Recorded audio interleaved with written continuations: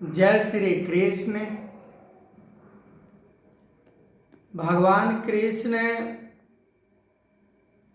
गीता में अर्जुन को तरह तरह बातों से समझाने का प्रयास कर रहे हैं। भगवान कृष्ण अर्जुन को पूर्ण समर्पण का बात कर रहे हैं कि अर्जुन पूर्ण योग को प्राप्त किए बिना तुम अविनाशी ब्रह्म को प्राप्त नहीं हो सकते हो।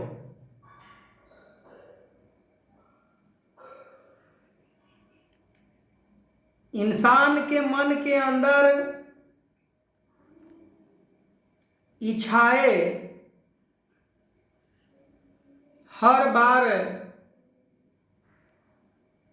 उत्पन्न होते रहता है। मनुष्य को इच्छाओं को मारने के लिए उसे क्या करने की जरूरत होती है? एक इच्छा खत्म तो दूसरे इच्छा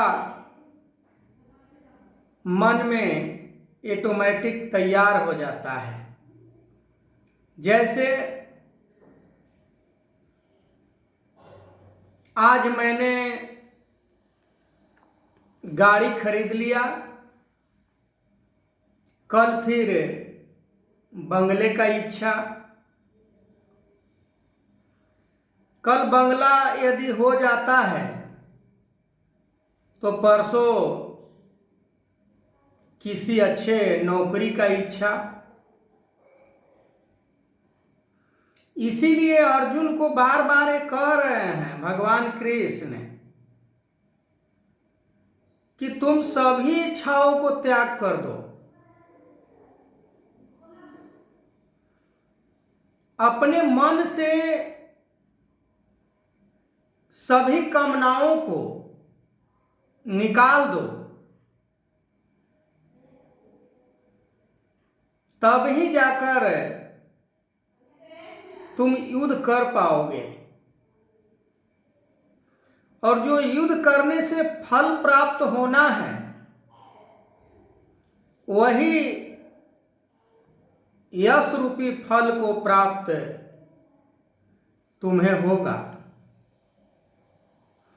पर इस बात को अर्जुन अपयश मान रहे हैं, गलत समझ रहे हैं। आज भी इंसान को अगर सही रास्ता बताया जाता है तो उसे समझ में नहीं आता। यदि किसी इंसान को कहा जाए कि तुम्हारा जन्म किस लिए हुआ है, क्या भोग विलास वासनाओं को प्राप्त करने के लिए, क्या संसार को सुख को भोगने के लिए, संसार में बड़े से बड़े कार्य को करने के लिए, संसार में बड़ी पहचान बनाने के लिए, तो सामने से आवाज आता है कि हाँ इसीलिए तो हुआ है। पर धर्मशास्त्र वेद ग्रंथ 84 लाख योनि में सबसे ज्यादा सचेत यदि किया है तो मनुष्य को ही किया है, क्योंकि मनुष्य अपना कर्तव्य को भूल बैठा है। जैसे अर्जुन के लिए भगवान कृष्ण जो कर्तव्य निर्धारित किए हैं वो कर्तव्य को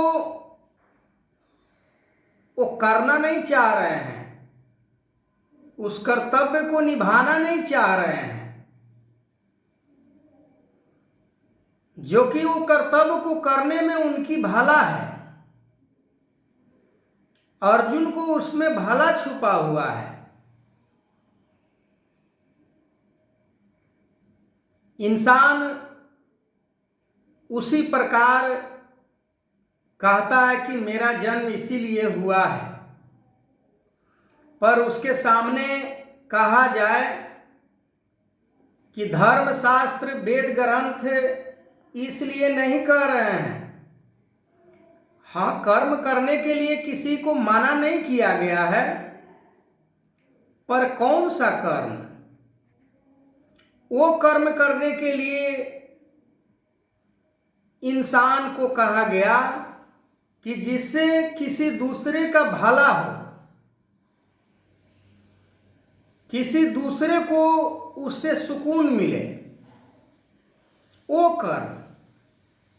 वो कर्म नहीं कि एक दूसरे को पीड़ा देने वाला हो। पीछे भी मैं वीडियो में जिक्र किया है कि कौन से कर्म मनुष्य के लिए श्रेष्ठ है। भगवान कृष्ण मनुष्य के लिए कहते हैं कि मनुष्य यदि संसार में जन्म लेकर आया है तो केवल परमात्मा को प्राप्त करने के लिए आया है, पर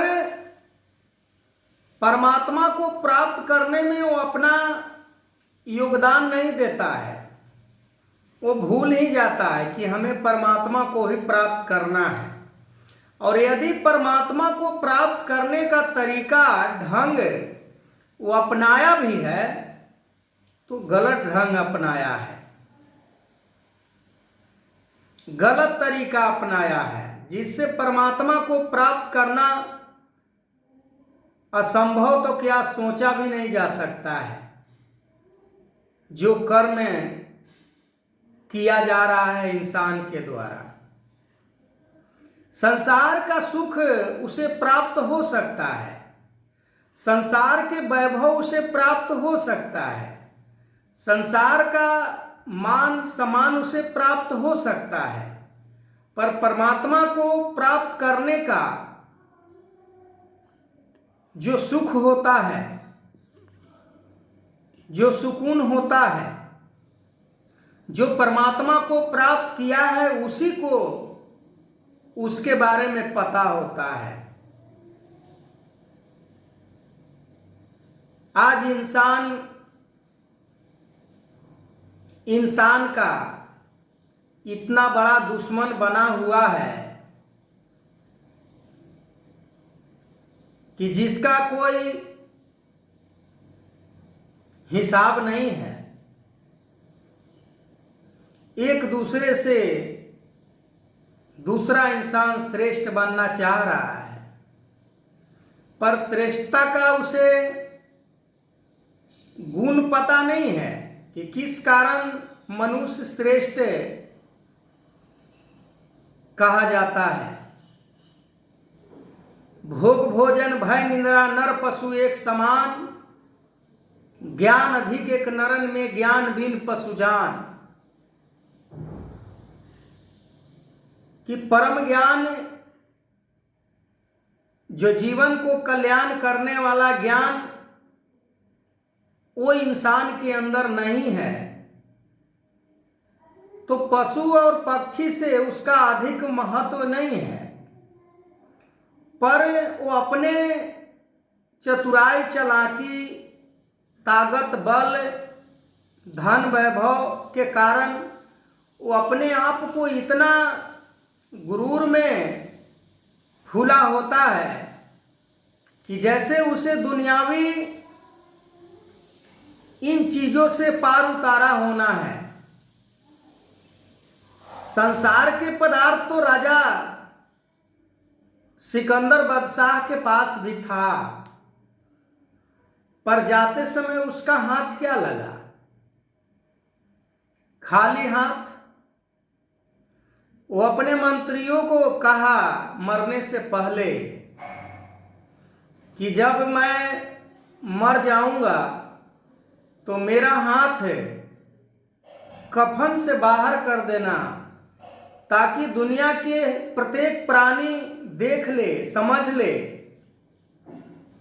कि इतना बड़ा बादशाह होने के बावजूद भी एक सुई एक धागा तक भी लेके सिकंदर बादशाह नहीं जा रहा है। तो हमें इन चीजों से सीख लेनी चाहिए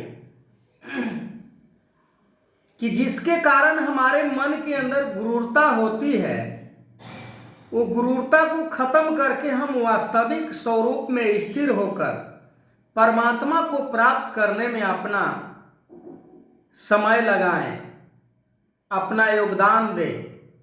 इस मानव जीवन को श्रेष्ठ बनाने के लिए, श्रेष्ठता को प्राप्त करने के लिए श्रेष्ठ परमात्मा को प्राप्त करना होता है। तो आगे मैं इस वीडियो को कंटिन्यू करूंगा। तब तक के लिए जय श्री कृष्ण।